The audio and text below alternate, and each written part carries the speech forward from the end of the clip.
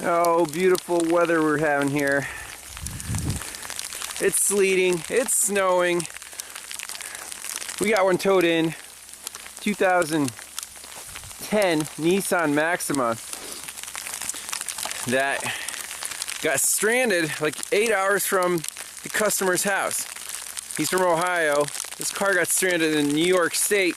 He had it towed here, so about a 4-hour tow, and hopefully we can get it fixed so he can drive it the rest of the way back. What's the customer complaint? Well, he said something to do with the charging system. The car started dying, it stalled out, took it to a shop. They did, replaced the alternator, replaced the battery, same thing's going on. And then they said, hey, it's a harness problem, we have to replace your whole harness. You know what that means? They don't know what they're doing. At least they didn't quote him $20,000 like the Mercedes. So let's jump in here. This, starts and runs. It backed off the tow truck last night. Fire up the scanner, read some codes. Alright, we're inside the car. The screen's all dirty on the camera. Let's just start it up. Started up fine. I don't see a charge light. 14.8 volts, so that's good. Let's turn on some. This thing have heated seats. Leather seats with no heat is a real pain in the ass. It has a heated steering wheel.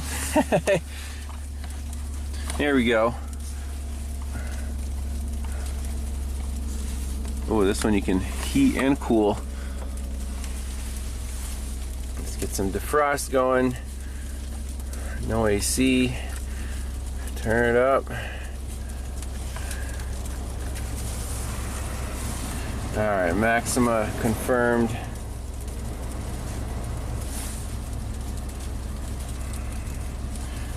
Smart scan, oh, not too many modules on a 2010, I guess.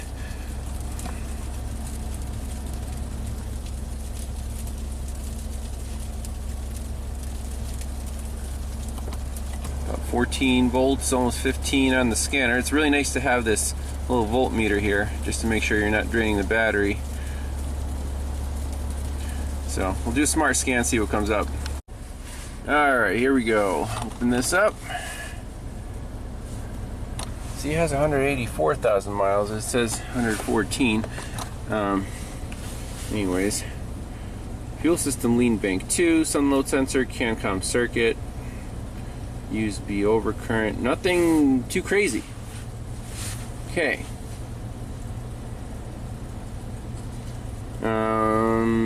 Well, I mean, we should.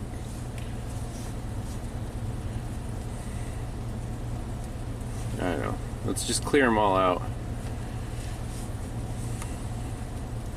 I want to reproduce the customer complaint. Right now it seems to be fine. And we're definitely not going in a test drive in this weather.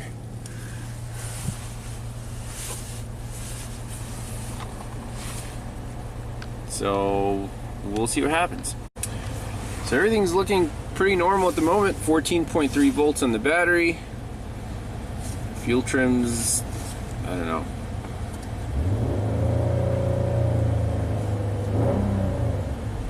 Close enough. We got all the loads on. Alternator's definitely keeping up, so yeah, I don't know. Well, I was just cleaning off some snow, and look, we got a battery light, we got a brake light, only 10 volts. Rev it up, 10.7 volts.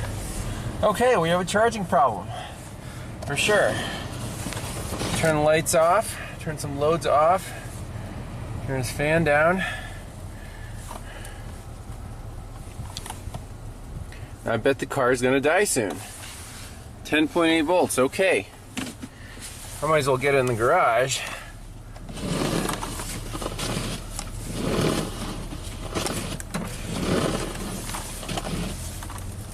See if we can make the turn here.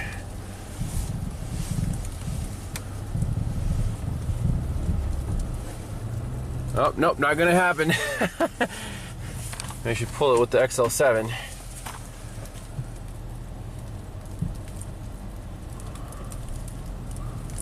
Get a little speed going here.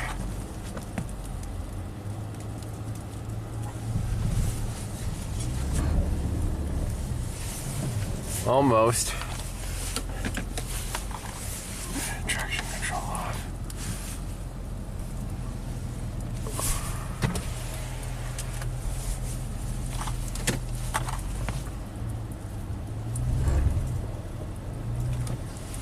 Nope.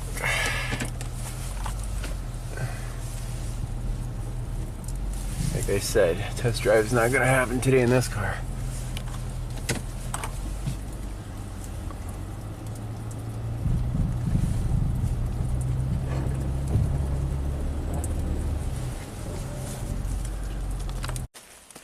I know it doesn't look like much snow, but for race slicks, oh my gosh, obviously this isn't going to work, so I'm going to have to make some traction patches, get in the garage here. Alright, finally made it into the shop.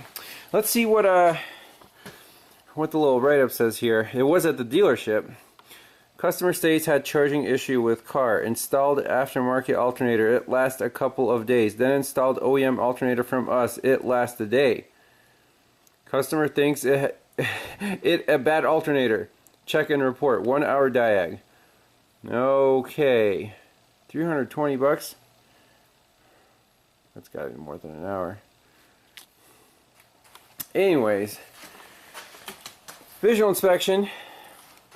Alternator is buried. I mean, this engine is stuffed in here. So there it is, and whenever you see the red paint, you know that's aftermarket. So did they try a brand new alternator or not? At least we can see the wires here, so we can probe these, look up a wiring diagram, see what's going on here, and see if we're condemning bad aftermarket alternator. At the battery, we have our favorite new ground cable connection, okay, and there's a battery current sensor right there. So yeah, let's look up the description of this charging system, do some checks. Alright, so got a little more info, history of the vehicle, called up the owner. I'm like, which alternator is in here? What did the other shops do? Just so I have an idea of what's been done with the car. So he said it's his daughter's car, so he's basically telling me what she told him. So take this with a grain of salt. But first, the car started acting up. Battery light came on. She took it to an independent shop. They said it was a bad alternator. So they put one in. Now, which one did they put in? Here's where it gets a little fuzzy. They said that they actually bought one from the dealer, but they only charged $300 for the part. Because I'm looking at dealer prices and they're closer to $500. That alternator, the first one that they put in, only lasted a day. Okay. So they're like, okay, it's a bad alternator, put another one in. Or the first one was aftermarket, or the second one, or dealer reman. Anyways, same story. And what I see on the car right now, it's definitely not a Nissan. Even if you get a reman at the dealer, it's going to look better than this one. Just visually, should have an OEM sticker on it or something. So that was $1,200. Car wasn't fixed. Then it went to the Nissan dealer. Now, you saw the slip from them, $320. What was that for? Well, absolutely nothing. They looked at it, and the only thing they noticed was this connector right down there. Oh, it's going to be hard to see.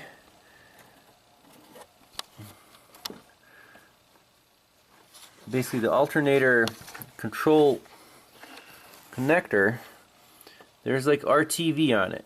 And you can see it down there. Okay, so they're like, oh, the other shop glued the connector in, and that's wrong.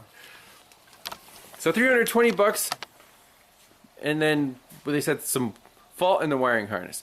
So basically, the owner's out $1,500. The car's not fixed. It's not a good situation. Now it's here. We have to diagnose it. Let's take a look at the wiring diagram, see the system layout. My gut feeling tells me that this reman alternator is going to be at fault. Alright, wiring diagram. Here's our generator. 1, 2, 3, 4, 5 connections. Wire 1 is the fat cable going right to the battery. That's the main B plus thick cable. Then we have these 3 control wires, pins 2, 3, and 4. One of them comes from a 10 amp fuse. Again, constant battery power on pin 3. On pin 2, that controls the charge light in the dash. Now the light does come on, so we can only assume that the alternator is doing what it should and turning on the light when the voltage drops. Pin 4, this is kind of the mystery wire. It comes from the IPDM, which is, you know, like the smart fuse box. So what does this wire do? We can look at the connector, this 3-pin connector, and if we get lucky, well, first of all, we have the wiring colors. That's handy. And then, you know, the first one says charge. That's the charge light. Pin 3, constant battery power. Pin 4, mystery wire. Not helpful. That's the important one. Let's keep moving, do some more research. So this is the power generation voltage variable control system. They can't just leave these systems alone to charge at 14.5 volts. Basically, we have a battery current sensor, reports to the engine computer. The engine computer talks on the high-speed CAN to the IPDM, and then the IPDM sends a command signal, PWM, pulse width modulated signal, on that mystery wire on pin 4 to our alternator. Okay. We have the description of the components: battery current sensor installed on the battery cable at the negative terminal. This, you know, detects charging and discharging, sends a voltage signal to the ECM according to the current value detected. Okay. ECM decides the target power generation voltage according to the battery condition, sends the calculated value as the power generation command value to the IPDM. Alright, then what does the IPDM do? Well, it converts the received request from the ECM to a pulse width modulated signal and sends it to the IC regulator in the alternator. And then finally, inside the alternator, basically receives that PWM command signal. If there is no signal, the generator performs normal power generation according to the characteristic of the IC regulator. Okay, so there's like a default mode. Very interesting. And I was just looking up some parts. There's the part. It's almost 500 bucks. And you can see the labor time is almost 3 hours because you have to remove everything, including evacuating the air conditioning system, removing the AC compressor. This thing is buried in there, so it's not just an easy, 20-minute alternator swap like on more well-designed cars. Okay, so where do we want to put our scope? I'm really interested in this PWM signal. So we have 4 channels. I want to monitor system voltage. We can monitor that at the battery. I want to monitor this PWM command, and we can put a current clamp around the battery negative cable to see when the battery is charging or discharging. So basically, we can do 3 channels. We can check this wire with a test light. That's just let's see, pin 3. It's going to be our constant battery power from that fuse. Not worried about that. Not worried about the charge light. Worried about this PWM signal. So let's set up the scope, do some measurements. By the way, interesting to note that in this harness, the light blue wire, that's the PWM signal wire, is just hanging out, and it's kind of tight. The other wires are going through this conduit, so they have more length. I find that very strange. What did they do? Rip off the wire and solder it back together? Or I don't know what the heck is going on here. That wire should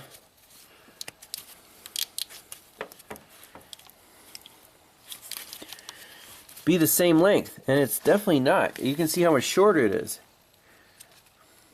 We'll keep that in mind. Pico time. So first with the test light from battery negative, I just want to check this yellow and black wire. So we're doing testing right up here, right above the connector because the connector is buried. I figure it's close enough. And yep, sure enough, we have constant battery power on the yellow and black. That's fine. Blue channel on the scope is the light blue wire. That's the command from the IPDM to this alternator pulse width modulated signal. Channel 2 I just have right across the battery posts, monitor system voltage, and channel 3 amp clamp. 1 volt is 20 amps, or let's see, 1 volt is 10 amps. So basically when the battery is discharging, the current will go from the positive through the load back in the negative, so we'll see a negative current on our amp clamp this way through the jaws.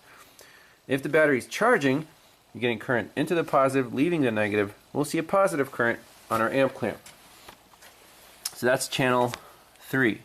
If I re-zero that, yep, sure enough we see that it's connected.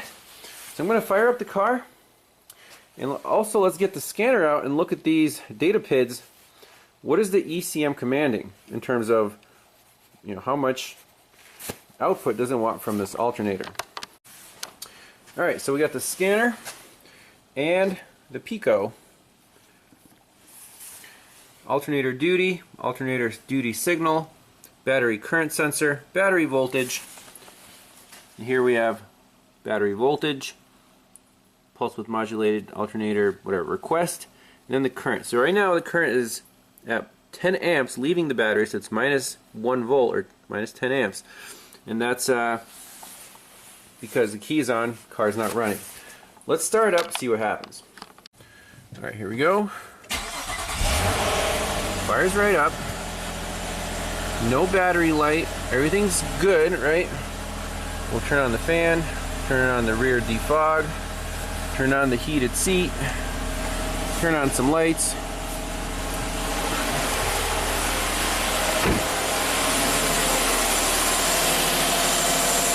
Okay, so we have 0 on our duty signal. That's off. 0. 10.8 volts. The voltage is dropping right now. Alternator's not putting out. And look, our current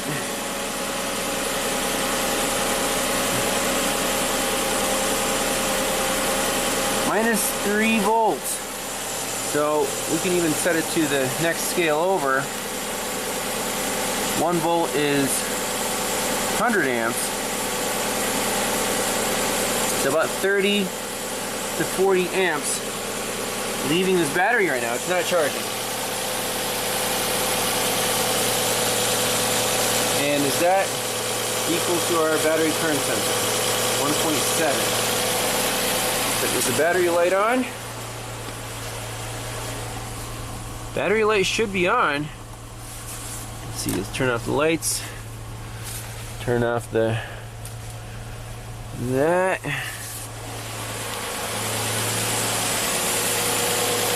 10.8 volts.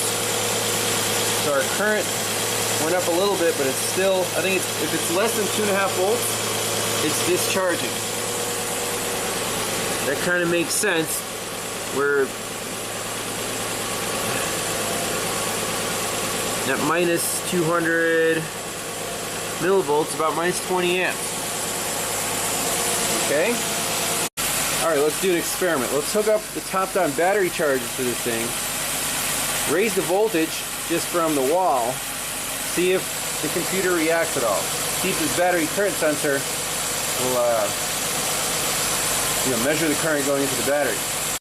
You hear the engine's not getting too happy at 10.5 volts. Let's turn on the supercharger. First, let's do 13.5 volts.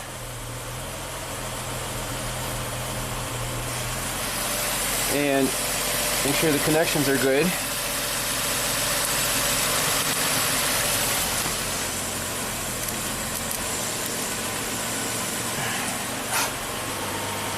There we go, 60 amps. Now the current, that's why I put the negative cable over there, so the current has to travel through the negative battery cable to get here. So now it's above 2.5 volts and we're charging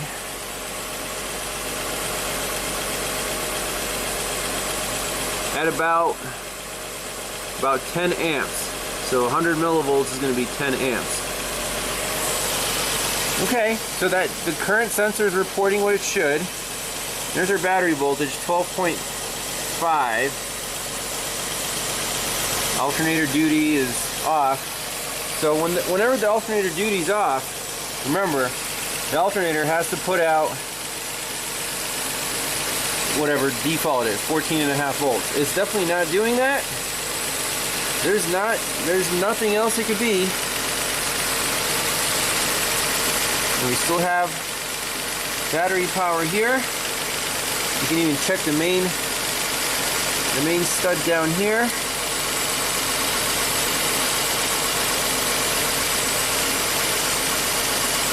Yep, that's nice and bright. Everything's good. Alternator's junk.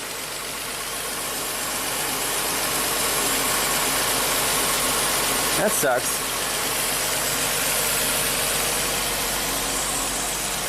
Let's see if we can boost this up to 14.5.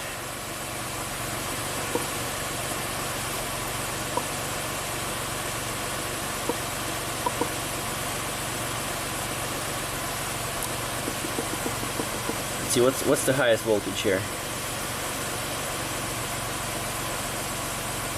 15.8, okay. Let's go to 14.9. 14.7, okay. Set.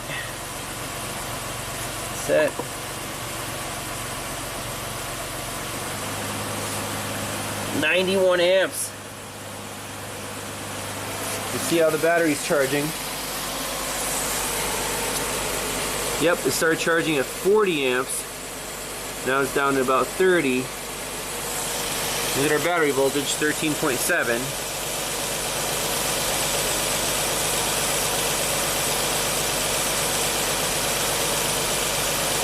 Obviously the alternator is not putting anything out. And the battery light, I don't know why it came on before and why it didn't come on right now.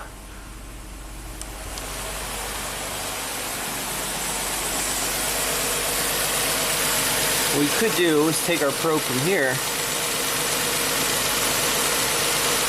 put it on the battery warning light, and pull this sucker down with a test light. And see if you see a dim light right there. Battery light comes on. Okay, perfect. That checks circuit integrity.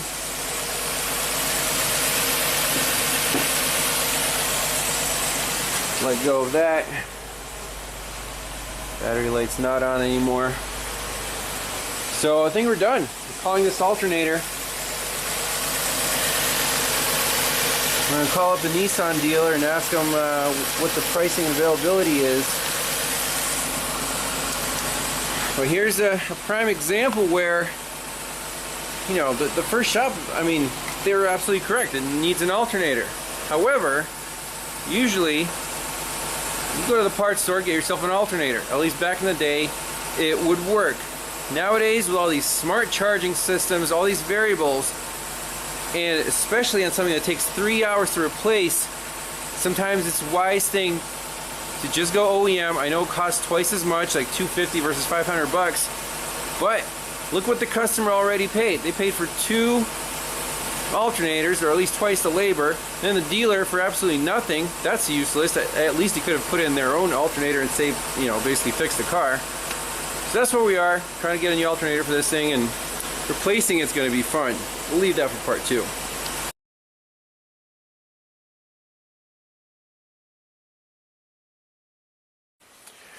Well, unfortunately, I got this connector out, got all the RTV off of it. It is completely butchered. I mean, what the heck? The plastic is all broken, the pins are all over the place. Now, it wasn't an issue, like the pins were still making contact, but I can't put this back together like this. It needs a new connector.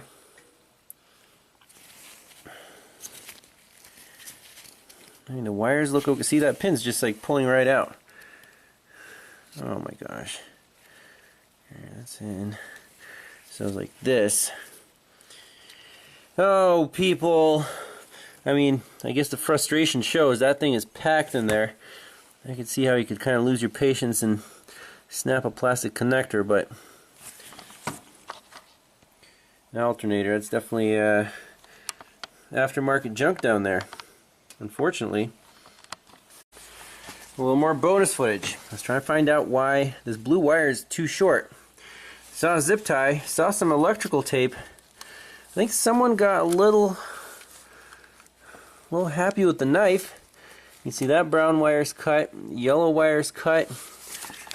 This wire, it's taped up. I guess it passes the tug test, but it was kind of wrapped up in here. So, I don't know. Just messy work. Not. Oh, look, solder. Yeah, at least they use solder. No butt connectors. I guess if you create some wiring problems and fix it with solder, at least that's okay. But regardless, it still needs an alternator. Even if we cut that wire, it should still charge the 14.5 volts according to service info. It definitely does not.